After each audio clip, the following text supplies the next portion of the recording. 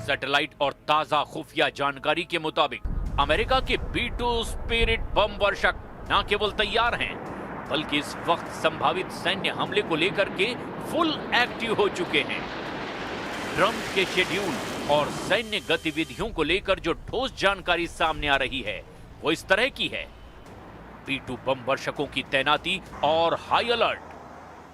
America ने अपने B-2 stealth बम वर्षकों को लेकर बेहद आक्रामक रुख अपनाया है। रिपोर्ट्स के मुताबिक मिजूरी स्थित व्हाइटमैन एयरफोर्स बेस से B-2 बेड़े को अब हाई अलर्ट पर रखा गया है।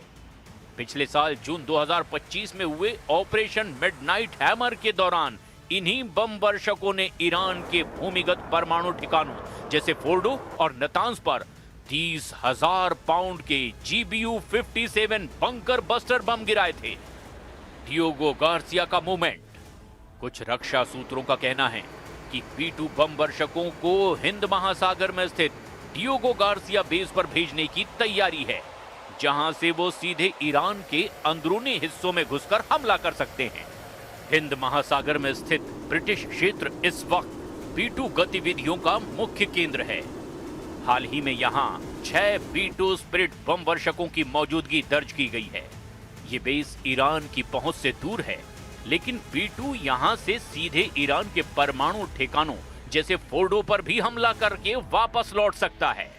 ईरान के पास मौजूद S-300 और power 373 defence system B-2 stealth बम वर्षकों, स्टिल्थ विमानों को ट्रैक करने में सक्षम नहीं माने जाते। इसीलिए ट्रंप प्रशासन इन्हें सबसे सटीक विकल्प मान रहा है। RAF Fairford, England. यूरोप में ये एकमात्र बेस है जहां B-2 के लिए विशेष क्लाइमेट कंट्रोल हैंगर है। हालांकि ताजा रिपोर्ट के मुताबिक ब्रिटेन ने अपने बेस से हमले की अनुमति देने में कुछ हिचकिचाहट दिखाई है, जिससे अमेरिका अब डियोगो गार्सिया और गुआम पर अधिक निर्भर है। Whitman air force base. यदि अमेरिका नॉन स्टॉप मिशन चुनता है तो B-2 सीधे अमेरिका से उड़ान भरकर बीच हवा में ही ईंधन भरते हुए ईरान पहुंच सकते हैं।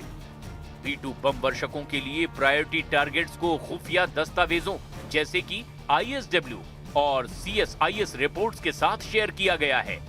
और अब यहां पहले उसे भी समझ लीजिए। अगर ईरान पर हमला हुआ तो B-2 बम वर्षक सबसे पहले ईरान के 3 परमाणु ठिकानों पर हमला कर सकते हैं। फोर्डो परमाणु अड्डा, पहाड़ों के नीचे यहां ईरान का सबसे गुप्त यूरेनियम संवर्धन केंद्र है। इसे केवल B-2 के गिराए गए 30,000 पाउंड के बंकर बस्टर ही नष्ट कर सकते हैं। नतांज परमाणु अड्डा, पिकैक्स पर्वत के पास यहां ईरान ने अब नई तालेघन 2 सुरंगें बनाई है। B-2 का उद्देश्य इन सुरंगों के प्रवेश द्वारों को सील करना और आंतरिक मशीनरी को नष्ट करना है। परचिन सैन्य अड्डा, तेहरान के पास ये ईरान का मुख्य सैन्य परमाणु परिसर है। यहाँ बैलिस्टिक मिसाइलों के ठोस ईंधन के मिक्सर और वॉरहेड डिजाइन सेंटर मौजूद हैं। ये वो ईरानी ताकत के अड्डे हैं जिन्हें अमेरिका हर हाल में तबाह और बर्बाद करना चाहता है। A deal with Iran is not easy.